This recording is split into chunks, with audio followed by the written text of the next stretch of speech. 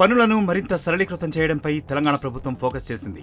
ప్రజలపై ఆర్థిక భారం పడకుండా స్థానిక సంస్థలు ఇతర శాఖల ఆదాయాన్ని పెంచే మార్గాలను అన్వేషిస్తోంది. ఇందుకు సంబంధించిన సాధ్యాసాధ్యాలను పరిశీలించాలని అధికారులను రేవంత్ రెడ్డి ఆదేశించారు. ఈ క్రమంలోనే పురపాలక ఇతర ప్రభుత్వ శాఖలు కసరత్తును షురూ చేశాయి. విద్యుత్ ఛార్జీలు, నల్లా బిల్లుల మాదిరే ఆస్తి పన్నును కూడా నెలవారీ వసూలు చేయడం, పన్ను విలువను వాస్తవీకరణ చేయడమే ముఖ్య ఉద్దేశమంటున్నారు.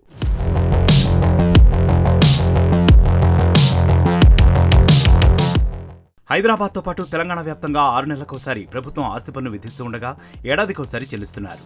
పురపాలక శాఖ జీహెచ్ఎంసీ చట్టంలోని ఆ నిబంధనను సవరించి నెలకోసారి ఆస్తి పన్ను విధించాలనే ఆలోచనలో ఉంది ప్రభుత్వం. రోజువారీ చేపట్టే ఇంటింటి చెత్త సేకరణ రుసుము కొన్ని కాలనీలో 50 ఉండగా మరికొన్ని చోట్ల 100 నుంచి 150 వరకు ఉంది.